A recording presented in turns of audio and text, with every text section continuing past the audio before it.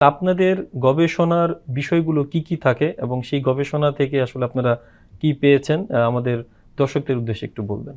সমুদ্র যদি অর্থনীতির কথা বলি, আর আরেকটা সুন্দর ওয়ার্ড যেটা আমরা বলি যে সুনীল অর্থনীতি বা ব্লু ইকোনমি। তো সেটার যদি কথা বলি, সমুদ্রে আসলে অনেক রকম সম্পদ আছে ব্লু ইকোনমির মধ্যে, যেগুলো পড়ে। তো সেখানে প্রধানত আমরা এই এটা একটা ব্রড একটা পার্ট।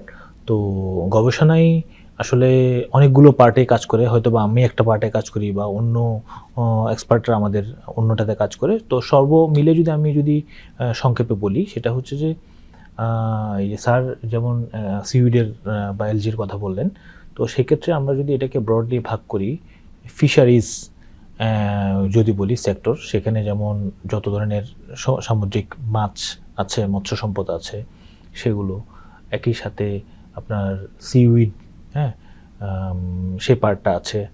তারপর এখানে মেরিকালচার হয় আরও, মানে সিউইডটাও মেরিকালচারের পার্ট, সাথে আরও কম্পোনেন্টগুলো আছে সমুদ্রে, যেটা আমরা অনেকগুলো কালচার, যেমন ফ্রেশ ওয়াটারে যেমন কালচার হয় অ্যাকোয়া কালচার, সেই ধরনের সিতেও এই ধরনের কালচারগুলো করা যায়। তো সেটাকে মেরিকালচার বলে, যদিও এই পার্টটা বাংলাদেশে খুবই দুর্বল এখনও। এরপরে যদি আপনি ব্রডলি চিন্তা করেন সমুদ্র অর্থনীতির মধ্যে বা ব্লু ইকোনমির মধ্যে, যদি আপনি চিন্তা করেন, সেখানে ট্যুরিজম, ক্রুজ ট্যুরিজম বা কোস্টাল ট্যুরিজম, সেখানে অনেক রেভিনিউ আমাদের আসে। পোর্ট, শিপিং, ট্রান্সপোর্ট, সেখানে অনেকগুলো রেভিনিউ আছে আমাদের। 3টা পোর্ট আছে, একটা ডিপসি পোর্ট মাতারবাড়িতে হবে খুব দ্রুত। তো এগুলো আমাদেরকে অনেক রেভিনিউ দিচ্ছে। একই সাথে আপনি কক্সবাজার যদি চিন্তা করেন, এই জেলাতে প্রায় বাংলাদেশের 98% লবণ তৈরি হয়, যেটা সমুদ্রের পানিতে একমাত্র এটা তৈরি করা সম্ভব। সো এই যে সি সল্ট, এটা একটা অনেক গুরুত্বপূর্ণ এবং উপাদান, যেটা লবণ ছাড়া আপনি জানেন যে এটা আমরা মানে দৈনন্দিন এটার দরকার। এবং এটা শুধু খাওয়ার ক্ষেত্রে না, এটা ইভেন একটা গার্মেন্টস তৈরি করার জন্য এটা দরকার হয়, অনেক কাজে এটা লাগে।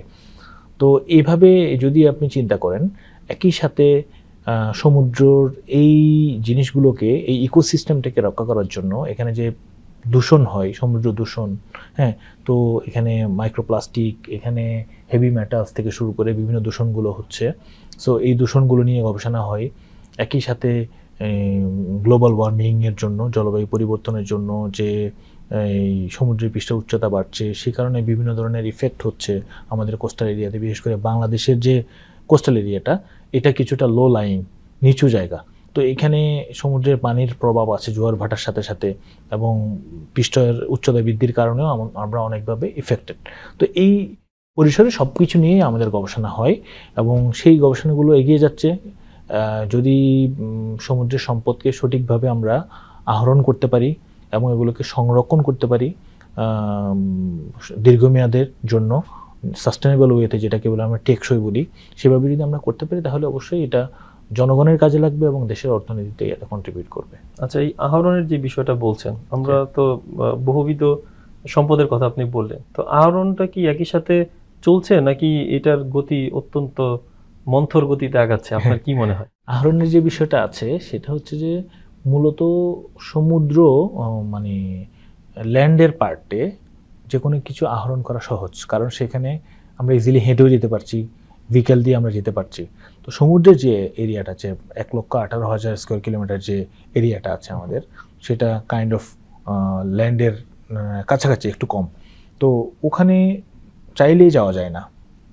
তো সম্পদ আহরণের জন্য আমাদের আসলে ডিপসি যে পার্ট আছে, ডিপসি ফিশিং ভেসেল খুবই কম। আচ্ছা, ঠিক আছে। তো যার কারণে ডিপসি এরিয়াতে যে আমাদের রিসোর্সগুলো আছে, সেগুলো আমরা এক্সপ্লোর এখনো ওভাবে করতে পারছি না। আমরা কোস্টাল এরিয়াতে যেখানে ডিঙ্গি নৌকা বা অন্যান্য যে নৌকাগুলো আছে, আর কিছু কিছু ভেসেল আছে, সেগুলো দিয়ে আমরা টুকটাকভাবে করছি। তো এখানে আহরণের ক্ষেত্রে যেমন এই ধরনের বিষয় আছে, আবার হচ্ছে গবেষণার জন্যও কিন্তু জাহাজ দরকার। আমরা যে স্টুডেন্টদেরকে নিয়ে যাই, বিভিন্ন সময় যাওয়ার চেষ্টা করছি বা গবেষণা করছি, আমাদের কিন্তু ডেডিকেটেড কোনো রিসার্চ ভেসেল বাংলাদেশে নাই। আমরা নেভি কোস্টগার্ডের হেল্প নিয়ে যাই, অথবা নৌকা ভাড়া করে কিছু জায়গায় করি। সো আপনি যদি গবেষণা করতে না পারেন, তাহলে আহরণ করার যে কি আছে, কতটুকু আছে, সেটা কীভাবে আপনি মেজার করবেন, এটা একটা বড় সমস্যা। আবার যদি আপনি ইয়াতে চিন্তা করেন, তেল গ্যাসের কথা চিন্তা করেন, সেটা একটা রিসোর্স।